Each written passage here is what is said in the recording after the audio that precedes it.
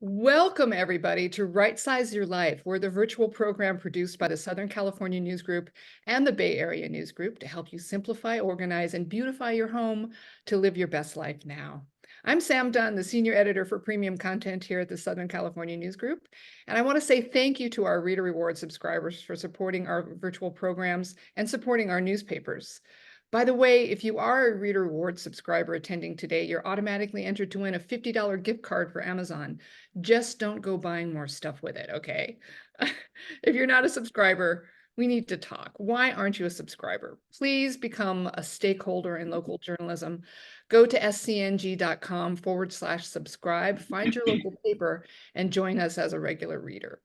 Before we get started, I need to give you a few tips about the show.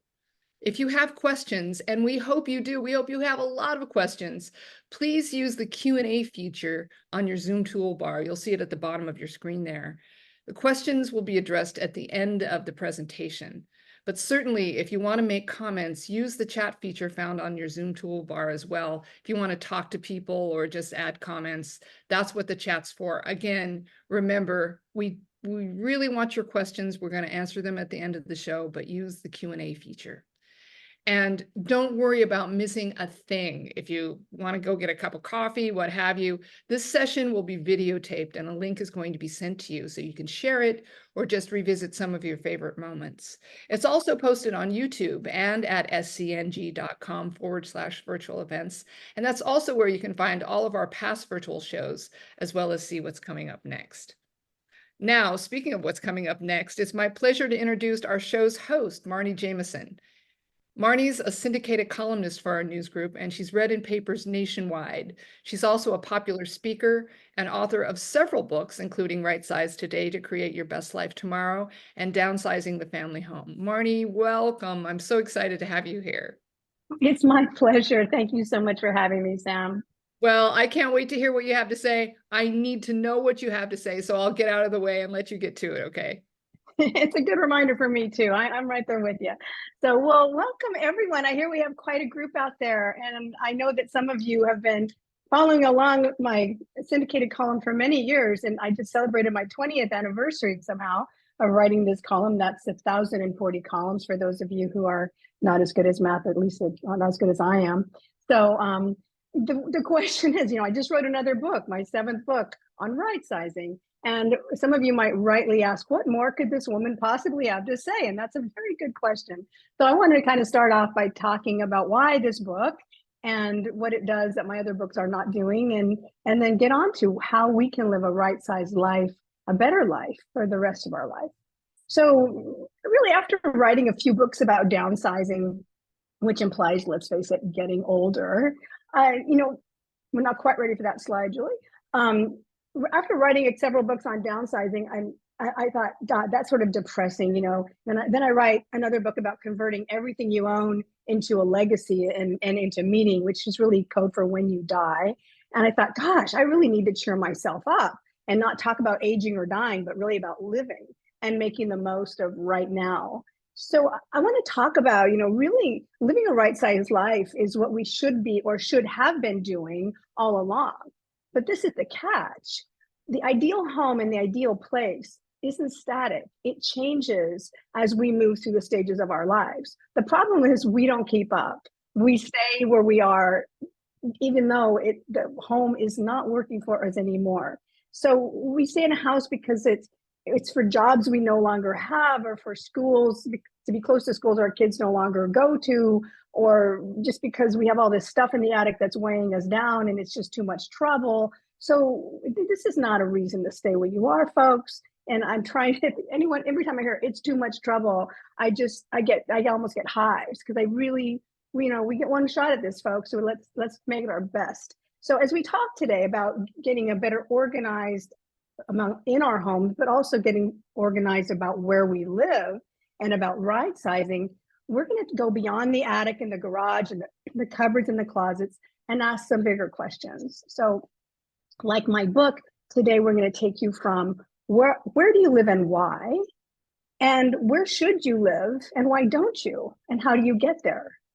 And we also, don't worry about it, we're also going to get into how to outfit your home and take care of the clutter and the chaos, but I want to kind of get the macro view. So I define right sizing, and now we're ready for that slide, Julie, as really moving to or creating a home that is the perfect physical, emotional, social, and financial fit for your life today and moving forward. And I like to think of it as 4 interlocking puzzle pieces because it all intersects. You know, how big your house is, how close you are to loved ones and families, is how close you are to things that you enjoy, and how affordable is it for you. All of these things need to click and make your life, you know, the right size life that we're all hoping for.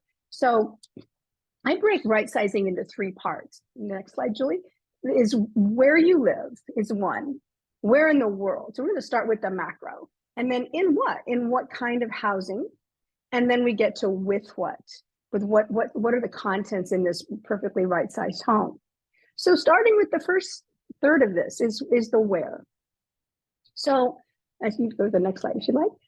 The where in this world is where we live influences how we live in so many ways. The traffic, the seasons, the proximity to things that are important to us, whether that's our church or healthcare or our family or culture. And it becomes a life-defining choice. So I don't really want you to gloss over this and just live by default in the community that you just happen to live in. So I like people to kind of back up now and look, examine why they're there. And again, did you just land there because that was where you had a job 15 years ago? There are lots of articles out there of the best cities to live in and the best places to retire. But that answer is different from everyone. That's a generalization. But I don't know about you, but I'm not average. I actually know about you. You're not average. You may want to live with the view of the horses or live on a golf course. And I might want to live so I can walk to a restaurant. We're all different. So the best place to retire or live isn't going to be the same for all of us. So these generalization articles are interesting and get you thinking, but they're not the answer. So what I try to do in my book, and we'll do a little bit today, is I have a questionnaire that's really a data-driven tool that forces you to ask what matters and how much it matters, and then do, I can't believe I'm using these words, a weighted average, because I'm not a math major, but a weighted average, and you don't have to be able to multiply higher than 5, but it will tell you where the best place for you to live is compared to other places you might be considering. And that helps you kind of, you don't have to get up and move yet, you know, you can just do it from your chair, but it might help you get a sense of maybe somewhere else is better.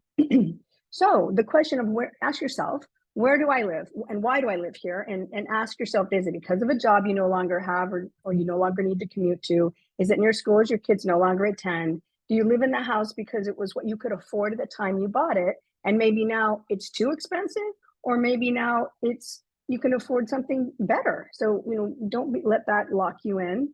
And the big question should lead you to, would you choose the same place again today? Or is this holding you back from a better life? Does your home fit who you are? Or does your home fit whom you'd like to become? So these are all kind of deep dive, introspective, navel gazing sorts of questions, but they really warrant a close look because, as I said, where you live influences how you live in major ways. And then the next question is, stand by just a second. Everyone kind of wonders, well, is the grass really greener somewhere else? So think about it, just dream a little. You're not going to have to pack any boxes yet or call the moving company, just dream a little. Think about where the grass might be greener. Imagine a home that is the perfect combination of location and size, furnishing and affordability. Everything clicks. It's close to what and whom you love. It makes doing what you enjoy most possible. It's neither too big nor too confining. It supports you without your struggling to support it. That's important. It supports you. You shouldn't have to struggle to support your house. Your house should support you. And would somewhere else be a better geographic, personal, or financial fit? Think about, would your life improve if you could walk to good restaurants and shops, or lived near mountains or water, had less house to maintain, experienced 4 seasons? What is it that you're lacking? Maybe you would like to have a lower cost of living, or this isn't a problem in California, but for some people, they're sick of shoveling snow or driving on ice. So think about changing it up and whether life could improve. So you might find that where you live is the right place, but what you live in is not the right is the wrong house. So I'm not saying everyone needs to go move to a new continent, but I'm just saying start thinking outside the box a little bit and shaking things up. So for context, those of you thinking of moving, I have some interesting statistics. I think they're interesting. A recent study of people who've moved in the last 5 years found, and by the way, the average person moves once every 10 years, that 26% of those who moved in the last 5 years moved to a new state. 63% of those who did not move out of state thought about it. So this is on people, looking, they are thinking about, I wonder if the grass is greener. I wonder what it would be like. Maybe I could live there. This is my favorite statistic. 88% of those who moved out of state were happy they did. That's pretty good. I think 12% of the world is never going to be happy. So let's go with 88%. That's pretty good. They obviously thought it through. Now, by the way, I'm a native Californian. I grew up in Orange County. I was born in Fullerton. I went to Canyon High and Anaheim Hills. I am from there. I left in 2003 when I last lived in San Juan Capistrano. I wrote for the papers. I've done, lived there a long time. Florida, where I live now, is the #1 state people are moving to. And the moving from state is California. The top moving 2 states are Florida, Texas, and Arizona, Sunbelt. And the moving from states leading exit is California, New York, and Illinois. And I'm sure you all know its cost of living is a lot in California, but you can swing it. That's awesome. The other motivations are jobs, people, why they move. The 25% move to be closer to family, though 7% were moving away from family, and that's all I'm going to say about that. 23% move for a lower cost of living. 22% want to experience a new place. 13% want a warmer climate, though 6% want a cooler climate. 7% want a bigger house, but 4% are downsizing. So these are kind of the motivators behind why people are moving. And then we get to the into what. So once you decide, and again, the exercises in the book will kind of help you guide what it is that matters.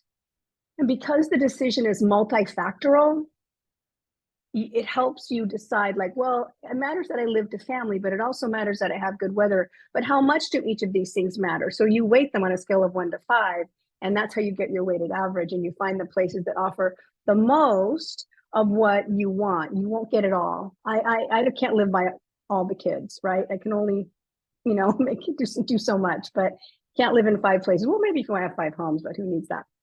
So think about then when you find that where, and it could be in your same community, in what? Single family home, apartment or condo, cabin or cottage, loft or walk up, on the water or on the golf course. How big, how small? What would suit you? And again, there are exercises that'll help you answer that, but here are some of the questions. Do you have more house than you need or want to take care of? Do you have more yard than you need or want to take care of? Would you like to have more space to accommodate your growing family and friends? Would you like to free up some of your home's equity to travel? Do you want your neighborhood changing in a way that you no longer live around people who are at your age and stage of life? So these are some of the things to kick around to decide, wow, what would be the ideal size home and type of setup for me? Only you can decide, but here again are some interesting findings. Now, I wrote the book Rightsize Today to Create Your Best Life Tomorrow, targeting those 55 and up. And probably some of you or a lot of you in this group are not there yet, but I target them because they tend to have empty nests and jobs that either they're retired or they can work from home or part-time, or they're pretty flexible. So I'm looking at the statistic for those that studies looked at home buyers over age 58. This will surprise you. I call it the downside surprise. 30% of home buyers older than 58 upsized. I get a rap for being the downsizing queen. I'm not about living small at all. I'm about living right. So if you need more space, by all means, get it. If you can afford it and it works for you. Half got a house the same size or larger. So that 30%, another group didn't downsize. 50% same size or larger. 3/4 bought single family homes.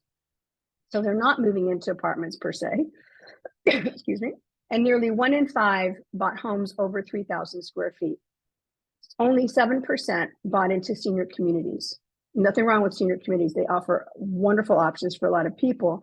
But I think there's this feeling that once you hit 58 or 60, you'd have to live small in a small apartment. You lose the yard, you lose whatever. I don't know. But there's a wonderful life out there, and a lot of people are finding it.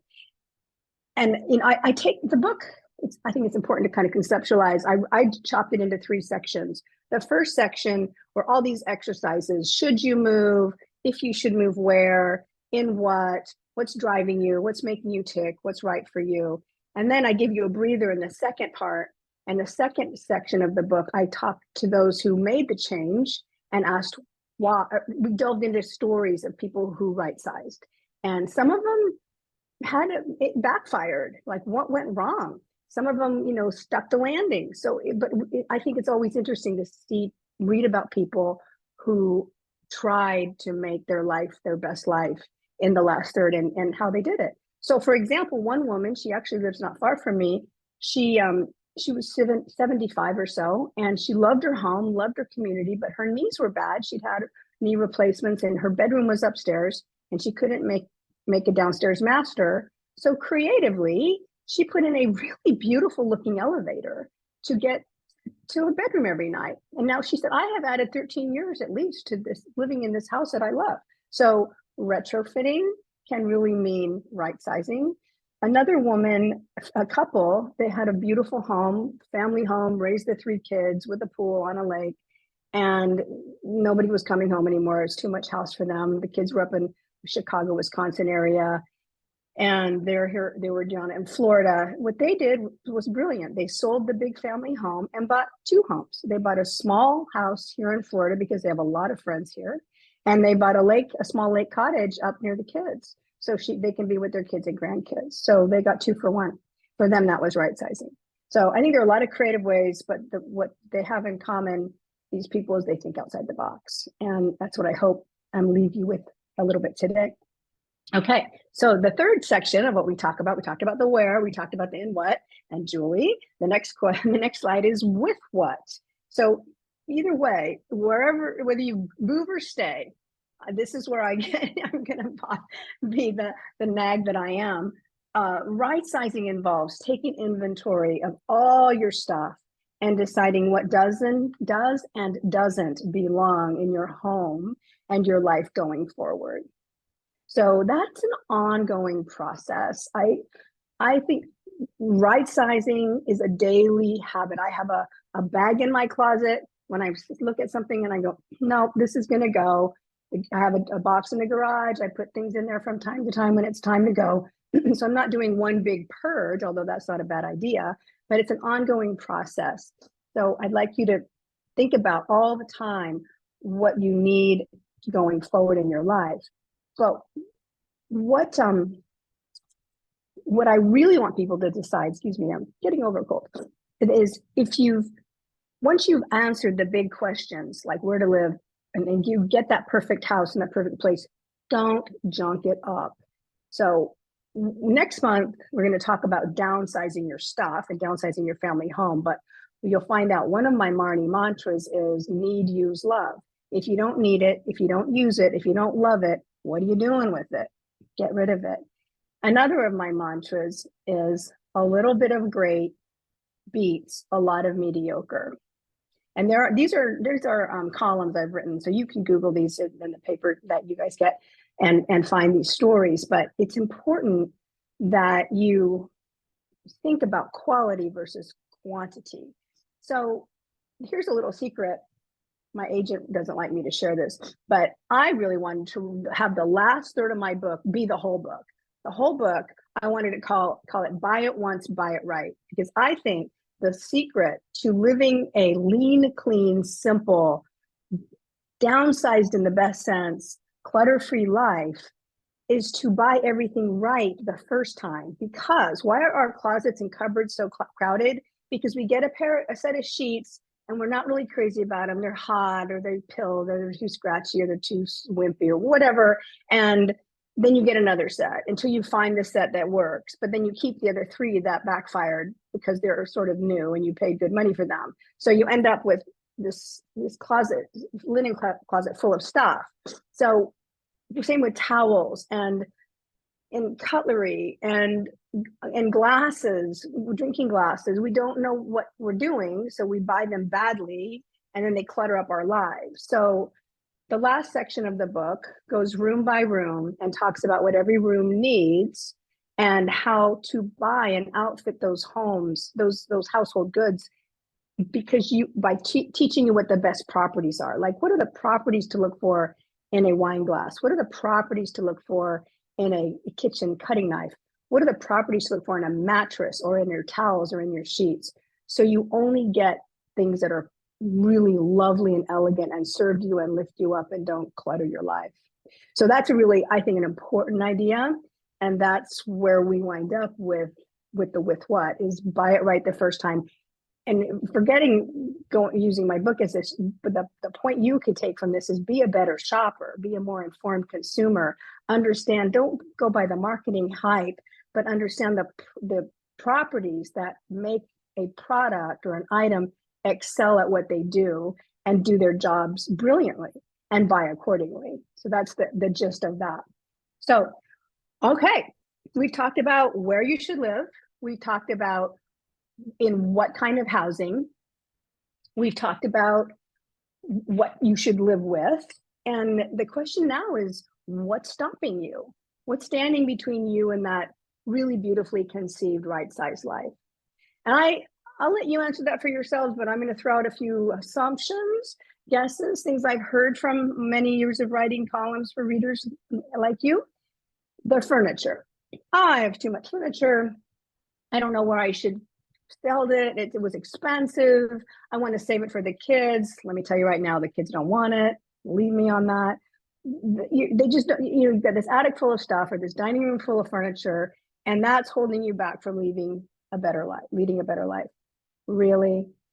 Well, I'll tell you right now, you can sell or donate that very easily, get something that's better suited to your life going forward, probably better looking and better, more up to date, and get the write-off. So whether you sell it or you donate it and get the write-off, furniture should not be the reason you can't move. Memories. Oh, but I hosted 50 million potlucks here, and the kids play Little League practice in the backyard, and I can't possibly let go of all those memories. The kids would kill me. They won't kill you. So guess what? The memories, you get to keep those. They stay with you. Memories don't stay in a backyard or in a bedroom or in a home. They stay in your heart. So memories shouldn't be the reason not to go. Fear of change. That's a big one. It's scary. We like to think there's a safety net out there, and maybe there is, but there's no guarantee. But here's the deal with change. It's coming for you anyway. Whether you like it or not, whether you're proactive or reactive, change comes. And I think it's better to be ahead of it and be proactive and be deliberate and be intentional, which is really probably the one word that sums up this whole exercise of right sizing, is to live with intention. And finally, complacency, just sheer laziness. And time marches on and people get complacent and they just stay where they are by default, and they're stuck in a boring rut, and they are depriving themselves of the wonderful lives they could have. And they think of all the reasons they shouldn't move, and that keeps them paralyzed and prevents them from creating and living the very best life they could. And that makes me sad. So I hope you will bust out a little bit. The job is to visualize and then realize. So visualizing takes a lot of energy, and you don't have to get out of your chair. You can just get a pencil out, you can get some pictures out, you have your laptop, dream about where you might live and what it might look like, and then realize. And I have a saying that when you're doing something hard and you've decided in a time of comfort and sanity and clarity, you've made a decision to do something, whether it's leave a house, leave a job, leave a relationship, leave whatever. Once you've made up your mind in a moment, in a time of clarity and sanity, don't change your mind in a point of panic and instability. So once you start moving and you get cold feet, you look back and you go, nope, I made up my mind in a moment of sanity and clarity. I am not changing it. So think, then act, but don't rethink while you're acting. That makes sense. All right. Sorry to stir things up, but that's what I'm here for. And if not, you don't change your lives up now, when are you going to do it? I encourage you all to live well now. And I thank you so much for your attention. And now it's your turn to talk, or at least ask me questions. And I can't wait to hear what you have to say. Okay, Marnie, I just want to tell you, I'm firing my therapist and I'm just listening to you from now on. That was so that was so fabulous. I was like, check, check, check. So good. Thank you. That's so sweet. Thank you. No, I'm serious. I'm so glad we're doing this, and I'm so grateful for your expertise. And so are so many of our audience members. We have a few questions already. Let me get to, they're in no particular order. Let me get to them. Candy Fisher asks you, where are the best places to sell or donate quality furniture? Which is, of course, different than the IKEA that we have stuck in the garage somewhere, right? So, Candy, I just wrote an article about that ran up in the Bay Area, but it ran, I know, in the Orange County Register just last weekend.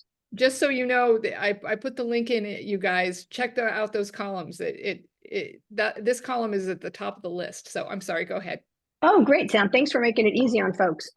I just wrote about it. I use a furniture concierge. They exist, and you look them up locally to you, and they're moving experts. And when you have something that's of higher value, I had a tapestry I bought in France, and I was tired of it. I'd had it for 25 years, and it was a beautiful tapestry, and it was huge. It was like 8 feet tall, not 5 feet wide.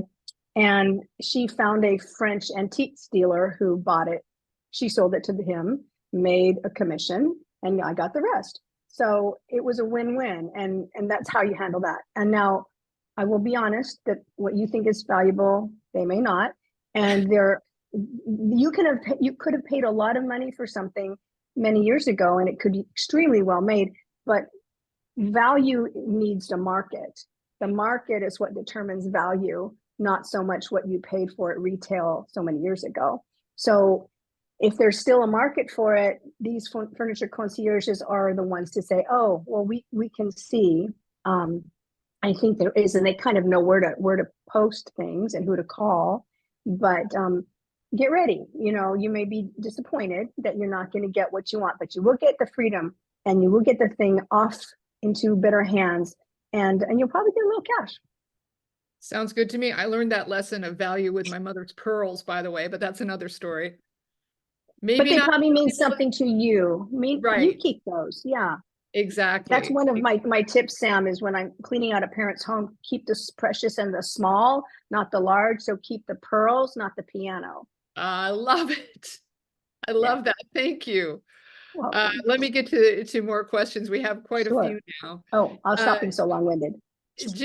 No, it's wonderful. Judith Elkowitz, sorry, Judith, if I'm pronouncing that last name incorrectly, says that she has read many books and articles about decluttering and dejunking, and she does really well with the unsentimental items, but gets stymied with the memorabilia, old letters, photos, what have you. She doesn't seem to be able to even get started or maintain momentum when she starts these things. Any suggestions there?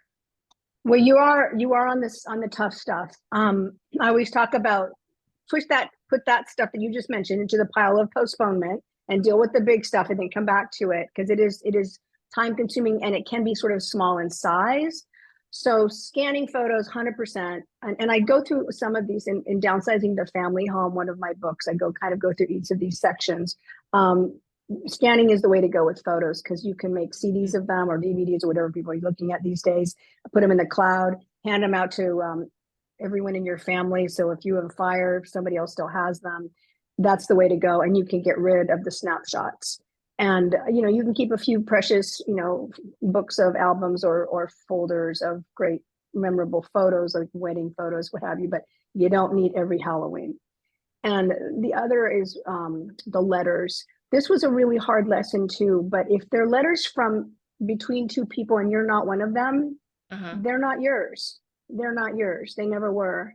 And you can burn them. You really can burn them. Unless they're like, somebody, President Barack Obama's letter that he got into, Harvard University or something, or some Supreme Court justice. I don't know. Something Right. important, some letter Right. that was important. The love Then letter from Mick Jagger that you didn't know your mother had. Yeah, right. there you go. Well, then you might save that. But most of those can be tossed or burned, really. Yeah. So, and in terms of if you have a lot of small sentimental things, like I have this right here, it's enough for me. I have a cigar box that my dad worked in the cigar factory when he was a boy, and his dad worked there too. It was Depression era, and they worked together in a cigar factory, and he saved that cigar box his whole life, and I have it too. And I just got goosebumps. It's enough. I don't need 15 things from my father. Right. I have one thing that I can bounce off of, and it's sentimental and it's important and it's enough. And it sits on my desk every day. So fewer things, when everything is important, nothing is important. So pick a few good things, hold them close, get rid of the paperwork, scan what's important, and that'll greatly reduce your pile. That was a long answer, but it's a good question. Oh, great. It's really good.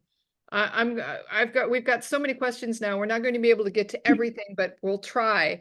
Dana Ogden, going back to our initial conversation about the bigger questions, says that apparently you guys emailed each other briefly. She wants to live in a warmer weather area and wants to see water.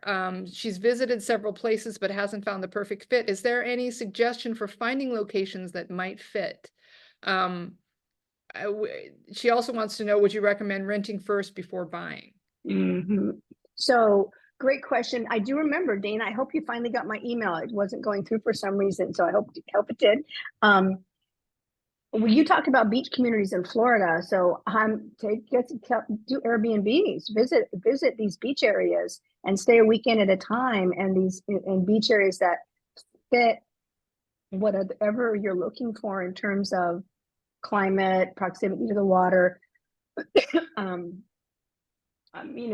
People also need to know if it's politically a fit for them. So, you don't want to, and religiously, just if the culture is fine for you, if it's going to be a fit, and live there for a weekend, and then zero in on the place that you think might be the one. And I do like the idea of renting. The thought of moving twice isn't fun, and you kind of just want to move there and hope you get it right.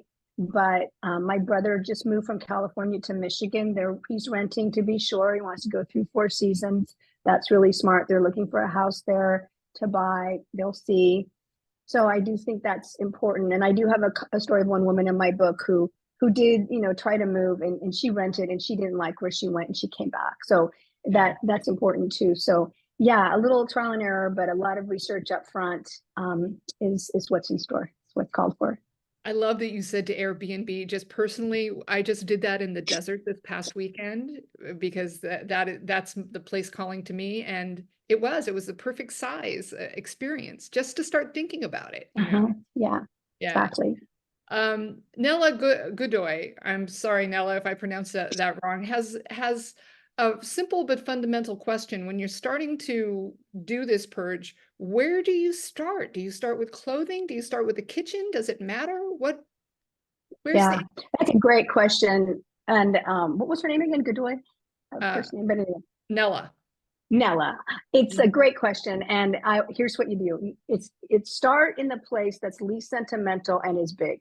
So that bothers you a lot, but isn't too sentimental. Here are some places. The linen closet. Usually people aren't terribly attached to their towels, and sometimes they are, but it's, linen closet. It's bulky, it's big, it needs to be thinned out. It's not too personal. The garage is a great place. If you can't park 2 cars in a 2-car garage, or you can't even park 1 car in a 2-car garage, start there, clean it out. If it's in the garage, it can't matter that much, right? So let's work on that, and you'll get momentum, because these are places you're going to be able to see, wow, I really made some progress here. Then move to your clothing closet, which isn't terribly sentimental. The kitchen, the pantry, these are the places that are the least personal and the biggest, and then move down. Speaking of closets, Linda Uribe has a question about the best place to sell or offer brand name clothing and handbags that are in great condition. Poshmark. What is Start a that? Posh, Posh, Poshmark account. I have a friend who does this, and she's a fashionista. I'm not, but she, she'll get things that are, she's worn them once or twice. She'll put them on Poshmark. Some things still have the tags, but she'll find things to buy there, shoes. So it's a great, it's a great fashion site for people who are selling higher end, which I don't own, but higher end clothing. Well, you just introduced me to my new addiction. Thank you so much. Oh, sorry, team. You don't go buying the Poshmark, you sell on Poshmark. Oh, okay, fair enough. Teresa Myers has a serious question. She says she recently lost her husband of 44 years. We're so sorry to hear that, Teresa. It was 6 family members in the last 3 years. She has a 3-bedroom house by herself now, along with a large yard. She says, I want to know if an auction house is better than an estate type sale. I don't want to deal with pricing everything or putting it out on social media sites to help me sell the stuff. So I do like estate sales. These people will come in and bundle up your stuff, and they have a pretty good eye for what's going to go. And it's a liquidation process, and it can be abrupt, and it can be a little bit, you have to steel yourself, because you're going to go, wait, what? That crystal bowl just sold for $5 or something. And it was. So if your goal, you keep your eye on the ball to clean out the house, I think estate people can really do a great job of that. And then ultimately, you want to have somebody stage the house. If you're going to sell it, you want to have some of the furniture still there, so it stages to sell. So you want to make sure they don't take it down to don't let them talk you into cleaning it all out. If you still need a few pieces to stage it to make it look better than empty. Right. But good luck. That's really, really hard. It is really hard, and we wish you the best, Teresa. Related to that, finding value, Linda Pennant has a question. Some things might have value, but she doesn't know how to find it out, like collectibles, Olympic pins, for instance. What do you do in that situation? So go on to eBay or Craigslist or one of these shopping sites, Facebook Marketplace, and don't take their first answer, but do a research. I think eBay is really good. And you look for you'll find those same pins that have sold or are on the market. And the trick is, don't look at the listing sales price, look at what it's sold for price. Oh, interesting. So, because people can put an Olympic pin out there and say it's worth a whole lot, but it's only worth what the market will pay. And you can find the sold price. So there are also, and this, I go into in depth in my books, in what to do with everything you own to leave the legacy you want. For instance, I have several people who have, like this one, I'm sorry about my cold, guys. No worries. This one woman, she was a banker, and her dad was a farmer in, I think, Indiana or somewhere, and he had all this old junky farm equipment, and he passed away, and she's like, oh my goodness, what am I going to do with this old junky farm equipment? Well, there is an expert in everything, and fortunately, there was some guy who came along and said, oh, I'll give you $100,000 for the whole scrap heap, and she almost took it, but she checked with someone who sells used antique farm equipment, and he had a tractor worth $500,000. She sold it for $525,000. So it's in the book. So to her point, you might be sitting on something, and there are people who you have to look up. There are collectors and appraisers in every single specialty. It could be an appraiser in fine art, could be an appraiser in fine jewelry.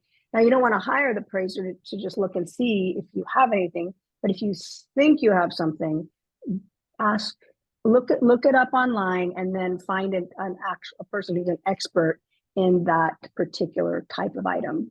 So do your due diligence, and then if you have further questions, hire the expert, right? That's what I'm hearing. And when you're clearing out the family home, I mean, I still have it, but I almost messed up. I don't really think I'm ever gonna sell it, but I had an unpainted Hummel a white Hummel that apparently is really valuable. My mom had it. I didn't care, Hummel, schmummel, you know, she had all these stupid things that I was like, I don't care about any of them. I put them on the table. I put like, you know, $5 each. And it was a collector who came through and she said, this is really valuable. You don't want to, it's an original Hummel that's never been painted. Oh my God. Yeah, you want to pull that back. It's worth more. I went, oh, thank you. So I sometimes I came close to messing up, but I didn't. Well, speaking of things that you might not know the value of, Julie Villanueva asked about, speaking about the linen closet, going back to that first place to look. She said, what about embroidered linens and other handmade items? Or is there another consideration for those types of things? In my book, Downside to the Family Home, I write, my mom had enough crochet doilies to cover the surface of the moon. And nobody wants them. So they're passe. You can look on eBay and see, you can take them to a consignment store, an antique store, and see if anybody wants to get these vintage linens. They have to be pristine, not a stain, not a hole, not a brown spot.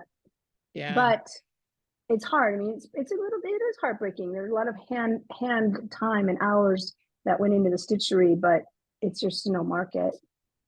I have the same, I have doilies from Ireland that could cover, you know, the Blarney Stone, and nobody wants it. We've talked about your books, Marnie, and one of our participants wants to know, where are your books available or sold? I'm assuming Amazon, we can get most everything. They're available wherever books are sold. And also it costs a little more if you buy them from me, because I can sell them on my website and hand sign them. If you'd like them inscribed to a friend or yourself, you can buy them on my website. And with or without.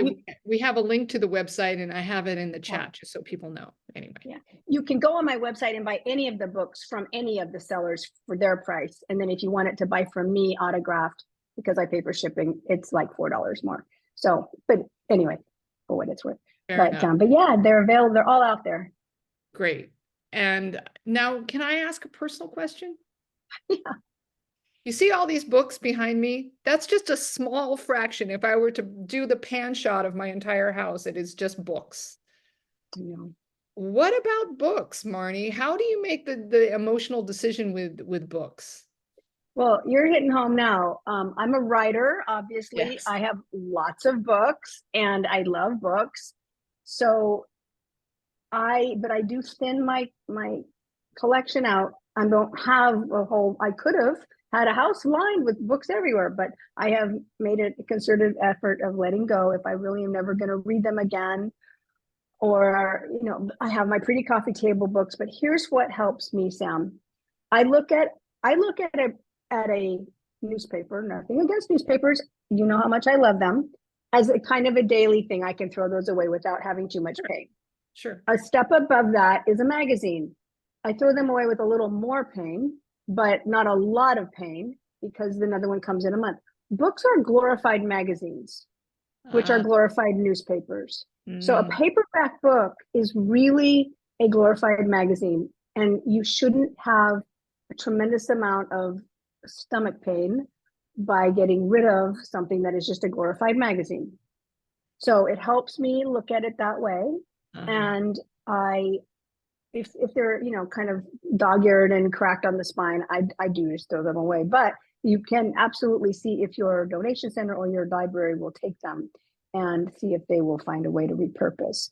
But I think if you're really just, some people just kind of celebrate their intellectualism by having a lot of books. Not you, I'm not saying, but there's just people that think that they look so smart when they're all covered around. No. But it's you know, especially younger people. I you know, in the medical schools now, they don't even have books. You get everything online. You go and you check out a chapter on, you know, liver disease, and they put it in your laptop. So there are no books. Books are kind of dated in some, and this makes me sad because of course I'm a writer, But It's all digital is what you're saying. It's not the books themselves. It's not the information, but the object, these objets d'art are not so much well, anymore. yeah, and if they're signed and they're special to you or they're a gift from someone, and there's obviously you need books in your lives. You need books in I think every room should have books in them. I believe that is one of the fixtures every room needs to have. But you can't have too many because they come in and they don't go out. So try to keep them moving out too. Well, I hate to say this because we could talk all day. I want to talk to you all day, and I know everybody else wants to talk to you all day, but we're almost at the end of our time together. I want to thank everybody for their wonderful comments in the chat. If you haven't read the chat, we'll scroll through it Save right for now me. as I'm saying goodbye, because there's a lot of great information. It's a great communities already forming. Marnie, thank you so very much. This has been amazing. My pleasure. Thank you. We're going to see you again next month for our next That's episode right. of Rightsize Your Life. That's right. We'll be back. Yes, we're going to be back. And also, before we get too far down the line, we have talked about Julie. Julie Corlett is our Oz behind the curtain. She's our production manager. Nothing could happen without her. So thank you, Julie, as always. And meanwhile, you guys, you can register for all of our upcoming programs and catch up on the ones that you might have missed by going to scng.com/virtual events. We've got our garden party series, April 17th. Oh, is that, no, that's right. Sorry, I'm confusing myself. And our next bookish program, April 19th. And then of course, Marnie will be here April 25th. So register for all of those. If you'd like to share your thoughts from today or you have additional questions, please email us at events@scng.com. If you have a question for Marnie, you can email us there. We'll forward it on to her, or you can email Marnie directly at marnie@marniejemison.com. And hey, a final reminder, if you are not a subscriber, but want to get in on all the entertainment and information we offer and support local journalism, give us a call at 877-469-6133. Thanks again for your support, and we will see you next time. Bye, Marnie. Have a great day. Bye-bye. Thank you.